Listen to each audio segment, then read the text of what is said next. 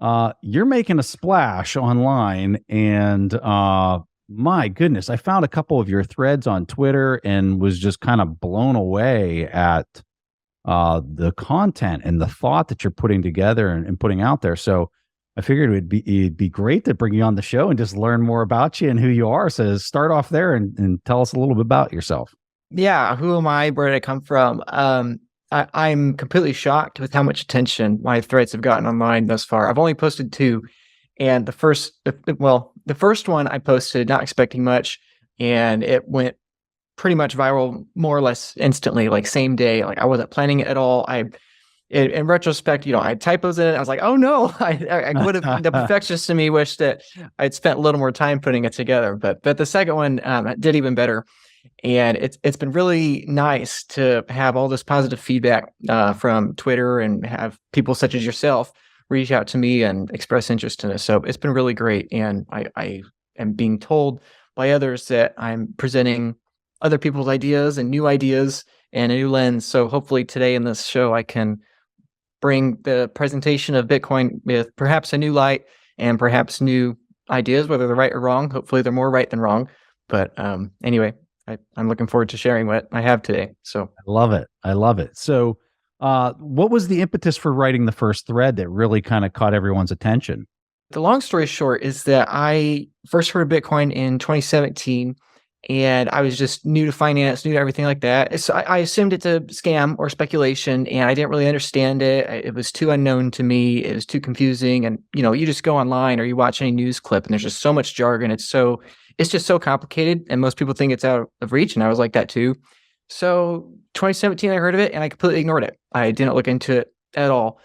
And then 2018, 2019, I had some contacts, friends, acquaintances that I knew were very smart and I knew were into Bitcoin. And so I realized, okay, if I'm going to be intellectually consistent here. So anyway, I go down the rabbit hole, and eventually I come to the conclusions that we'll get to in this video of Bitcoin's inevitability and its significance for the era. And of course, like most Bitcoiners, eventually I wanted to start telling other people because I believe this is really important.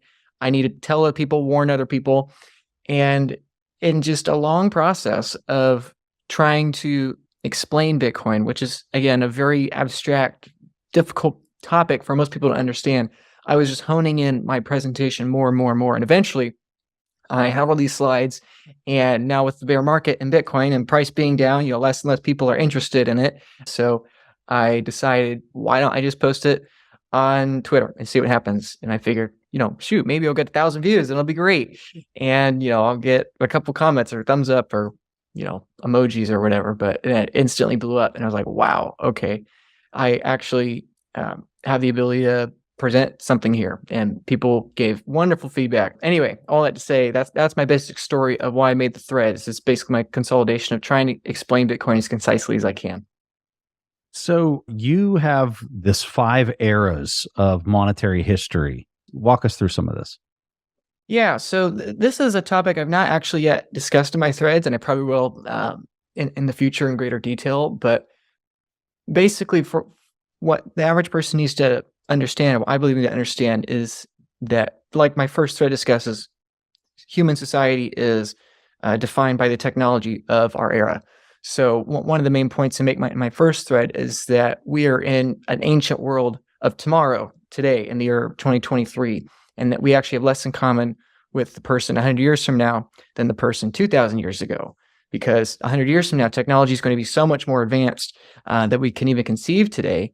If we're optimists and we assume that everything is going to continue as it is currently continuing, then basically the technology between today and then is going to be incompatible. In the same way that we're incompatible with the pre-flight horse era of the 1920s and the early 20th century, late 19th century. In the same way, that's an ancient world technologically to today. That's us in the future. And so defining that and expanding on that first thread and that idea, it's not just that eras are defined by the technology; they're also defined by the monetary technology of that era and the different eras, and the quality of money of any given era is more or less limited to the advancement of technology of that era. So specifically, what am I talking about here? Well, the first kind of money that humans had was more or less basically social credit. You had small villages and towns, or whatever you want to call them, in very, very ancient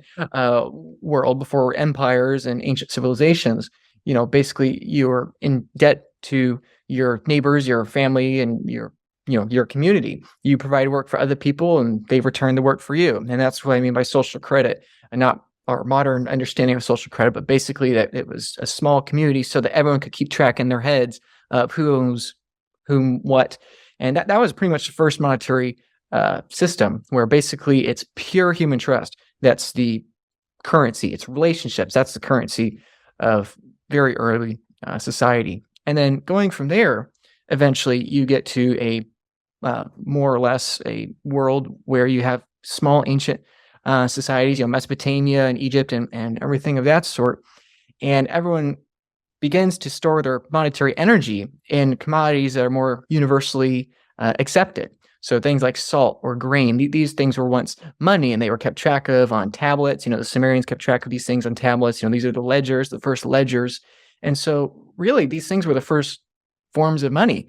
And obviously there are many, many examples here. I'm radically oversimplifying, but basically salt and grain is an advancement in technology that makes the old world seem ancient, to upgrade from hunting and gathering to actually having farms where you can grow grains and, have cows and livestock and everything of that sort. Those are the first kinds of money after the social credit era. And then, of course, technology continues to advance, and eventually we go to gold.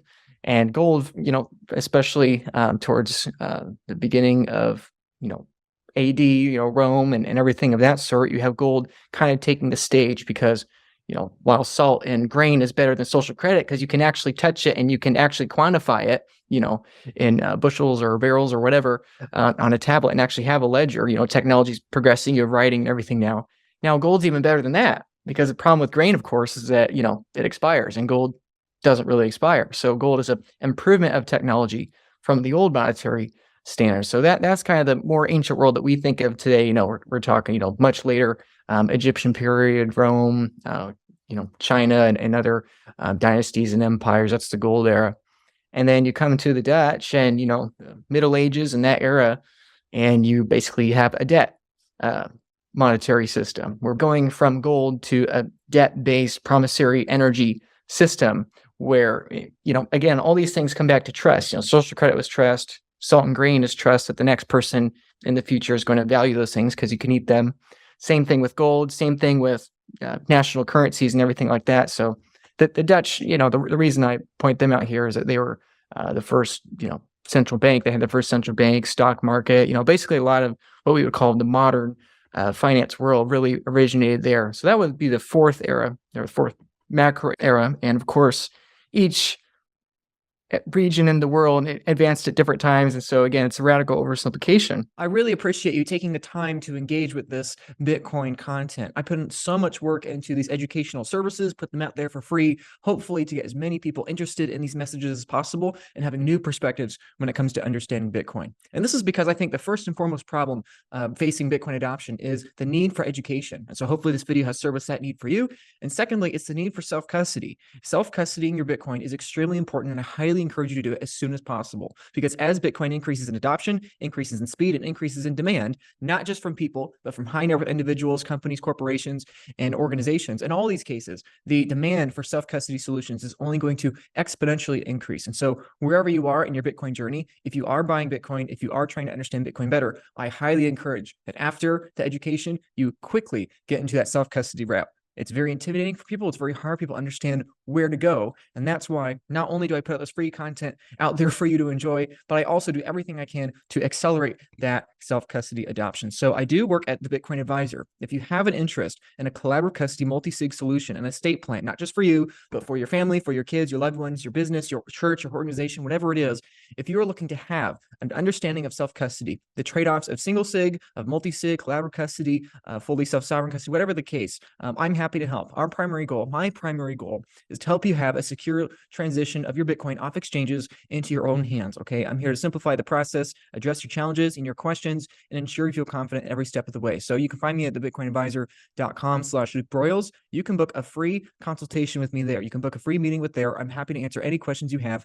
And I care far less about if you hire me or not. I care far more about education, which is why we give out dozens of pages of free content for you to enjoy and consume and learn about Bitcoin self-custody so that you can have generational wealth for you and your future generations without losing sleep. So if you like some of that free documents and free education about Bitcoin, I'm happy to share that with you. Again, just go to the Bitcoin Advisor, Luke Broyles. You can find my booking for meeting a consultation with me. So thank you again for enjoying this Bitcoin educational content. And secondly, whether you use me or not, whether you do single sig, multi-sig, whatever the case, please start taking self-custody, start getting your Bitcoins off exchanges as soon as possible. Link in the description. Thanks. Where we are now and the big scope of where we are now, basically I want to make the point in this show today that Bitcoin's a monetary singularity, and I would argue the monetary singularity. That meaning we're entering the fifth era here. And so fundamentally, what has to be understood, I believe, by the average person is that this is a very rare event, and it makes perfect sense as we leave the industrial era of the 17th, 18th, 19th, 20th centuries, all that era, more or less, in the Industrial Revolution, putting that in a pin, concluding that. Now we're entering the information era, and we're only beginning the information age. And this is something I think that people don't realize. Just because our lives have changed so much, we think we're in the middle of the information age. It's like, no, we're at the very beginning of it, and we'll touch on that later. But that's the basic idea here, that humanity is a continual exponential curve of technological progress. That's the basis of history, and the world's empires, the world's political movements and regimes, and the world's monetary standards, frankly, are a function of the technological advancement of that time. Everything comes back to the technology. So that's the basic idea with those standards. And those 5 standards are loose again, but that's the basic idea. I'm curious to hear a little bit more on your thoughts on the comment about this being the beginning of the information era. What do you mean by that? Yeah, well, what I mean by that is strictly an adoption curve. Here in the West, we're very privileged and spoiled. I'm in the United States, as you are, and probably a lot of people listening to this. We're all able to listen to this, with our own headphones in real time. We have extremely low friction costs, and it's basically free and instantaneous as soon as we want it. And it's a wonderful thing. But the reality is, for about 40% of the world, depending on which sources you cite, there's a significant portion of the world that's yet to use the internet. And so if we were to say that a given technology only has 60% adoption, frankly, I wouldn't say we're in the height of the internet. I would say we're only in the beginning. More or less, a third to half the world is yet to use the internet. And then once they do, these developing nations and regions are going to industrialize. And so we're at the beginning of that. And so all these things coming in the future, artificial intelligence, humanoid robots, self-driving cars, all these other things, I think can easily be classified in the information age. And really, the information age, in my view, at least, started with the computer in, the 40s. I think you can debate that though. But one way or another, I believe we're at the very beginning of the information age, just because there's so many people yet to use the internet. And then once they begin using the internet, then that's where all the growth begins. To me, it's akin to saying, in the early 20th century that the industrial era is over, when it's like, okay, no, we just discovered flight and the locomotive is only at 60-70% adoption, whatever it is. So that's the basic idea there.